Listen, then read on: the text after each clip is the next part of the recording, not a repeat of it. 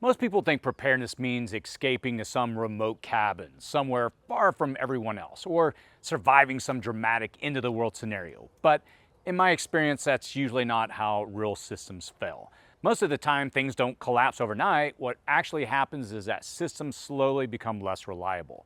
Prices, they rise faster than income, supply chains become unpredictable, infrastructure fails more often, and life, it just gradually becomes harder and less stable. And the households that really do the best during times like that are usually the ones that built their own stability before things became difficult. And I realized that very clearly years ago when I spent about 3 months living in Kabul, Afghanistan. And what I saw there really completely changed the way I think about preparedness. It was the summer of '03, and it was the first time in my life that I experienced what it actually looked like to see the systems that people depend on every day stop working the way they're supposed to. Things like electricity, that was pretty much non-existent. Access to basic supplies was challenging, and security, it could change overnight depending on what was happening in different parts of the city. Infrastructure, it existed, but it didn't function because no one was maintaining or operating it. And yet something surprised me while I was there. Even in an environment like that, people were still living their lives. They were still feeding their families, they were still running businesses, raising children, and adapting to the conditions around them. And the people that did the best were not the ones waiting for systems to improve. They were the ones who had quietly built systems of their own around their homes and communities. They had stored food, they had ways of accessing water, they relied on family networks and neighborhood relationships. And in other words, they created stability around themselves, even in the face of uncertainty. They hadn't waited for systems to improve because somewhere along the way, they'd already accepted that they might not. And their thoughtfully built stability made them somewhat immune to the chaos around them. And that experience living there, it really changed the way I personally think about preparedness. Because most people, they assume that if things ever really went wrong, survival would only be possible somewhere far from civilization, maybe a remote cabin deep in the mountains. But what I saw in Kabul told a very different story. People, they were still surviving and adapting right in the middle of a dense city because they had built systems that supported their lives. And that lesson is really a big part of why we built this property the way we did and why we created the Suburban Preppers Homestead program. What we're building here is not theory. It is a real suburban test bed where we're figuring out what works, what fails, and we've learned a lot about what fails and what actually helps a household become more stable over time. If you're new to this channel, my name is Chris, and on this channel, we talk about preparedness and how ordinary households can become more resilient in these unstable times. And honestly, this property has already reminded me why this matters. On a recent video I released here on the channel, I showed you what actually happened to our garden, and it was discouraging. Rabbits had gotten into the beds and wiped out entire crops. The rats, they came in after the rabbits and they finished off what they had left behind. In several seasons of planning effort, it just disappeared quickly. Time, energy, money, a lot of money, planning, all of it was exposed by weak points in the system. And look, it was frustrating after all that work that went into building that space. But failure is part of learning any real skill, and sometimes failure is one of the best teachers. And in many ways, that experience, it confirms something that I've come to believe even more strongly. Preparedness, it's not about escaping society, it's about creating resilience where you actually live. And the lesson from that failed garden was not that growing food here is impossible. The lesson was that the systems that we built, they need to evolve. And you learn what works, you learn what doesn't, and then you redesign the system so it becomes stronger the next season. And that's really what this whole property is about. It's not about pretending that we have it all solved, because we don't. We're right around the corner from suburbia. So yes, technically I'm still a city prepper. What we're doing here is we're building real systems, finding the weak spots and making them stronger while the stakes are still low. And that's why I'm still convinced suburbia may actually be one of the most practical places to build real resilience. And there's the belief you hear all the time in the preparedness world that if things ever get bad, the only real answer is to get out of the city and disappear somewhere remote. And when you really stop and you think about how most people actually live, that's just not realistic. Most people, they live in neighborhoods. Most people live in suburbs. We have families, we have jobs, we have schools that our kids have to go to, we have routines and obligations, and most importantly, we have roots that keep us where we are. So the real question is not whether you can escape someday. The real question is whether you can build resilience right where you are already. Because if you can do that, you don't need to wait for some perfect property to get started. And suburbia might actually be one of the most practical places to begin. Let me show you what I mean. Everything you see behind me sits inside a fenced-in area, roughly about 3,500 square feet, which is actually smaller than the average American backyard. When we started developing this section of the property, it was bare dirt. There was no beds, there was no irrigation, nothing was growing. And over time, we started building systems that work together. Now, the first system is food. These raised beds beside me are part of the redesign after last year's losses. The earlier beds that we had were simply too easy for rabbits and rodents to access. And once they found food here, they treated the whole space like an open buffet. So this season, we're gonna change the design. The beds, they're gonna be taller. They create more separation from the ground. They make pest access harder.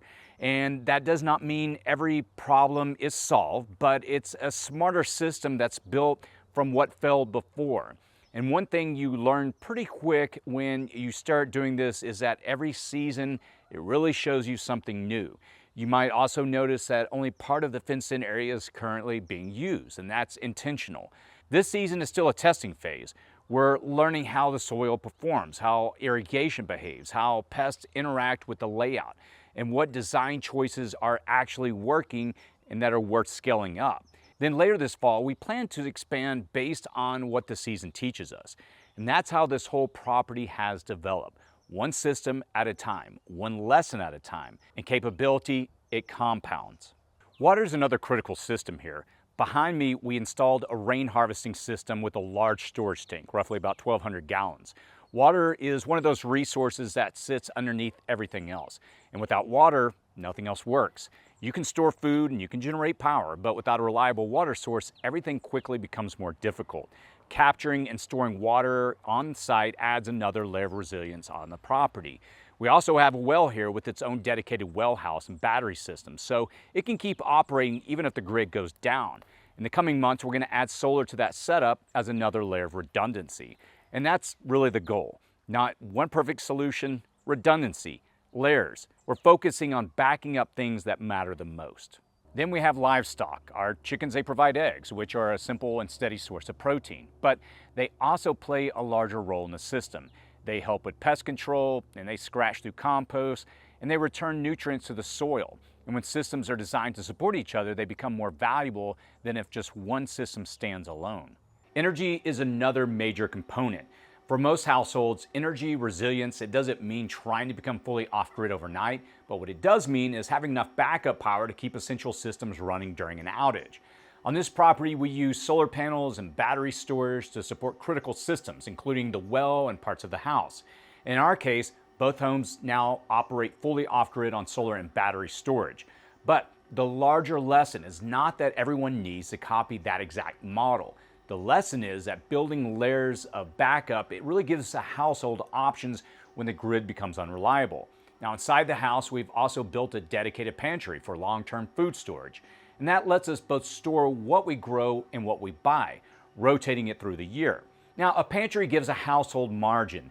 It helps to absorb rising prices, store shortages, and supply chain disruptions without immediately feeling pressure. And by itself, it is not the whole answer. But connected to food production, water, and energy, it becomes part of a much stronger household system. And let me pause here for a second. The garden, chickens, water storage, solar, well house, pantry, all of this setup exists in a space that's comparable or actually smaller than the average American yard. You don't need hundreds of acres to start building resilience. You just need a workable plan. You need to build order, and you need enough consistency to keep improving the systems that you already have. And this idea applies even if you don't have a yard like this. If you were to live in an apartment, you can still store water, you can build reserves, develop practical skills, add backup power, even grow some food in containers on a balcony or patio. The point is not copying this exact property. The point is to reduce your dependence on a fragile system where you live. And that's one of the biggest things this property has taught me over the last year. Capability, it compounds. One season you learn soil, maybe another season you learn pest control, and then you learn irrigation next. Another season you have to learn crop selection. But little by little you stop guessing and you start building systems that actually fit your environment as you learn and adapt to it. And you can't wait until after a collapse to learn all of these lessons. And that's why I've been documenting this process. I want people to see that this is not reserved for experts. I didn't grow up farming, I didn't grow up living off the land. Everything that we built here has really come through trial, error, a lot of error, redesign, and some persistence. Some of it's worked, and again, some of it has failed. If I'm being honest, a lot has failed. But that's exactly why it matters, because most people, they don't need more preparedness theory, they need to see the build order. They need to know what mistakes to avoid. And you need to know what to prioritize first and how to get the pieces fitting together. In many ways, what we're doing here, it's not anything new. It's closer to how many families used to live.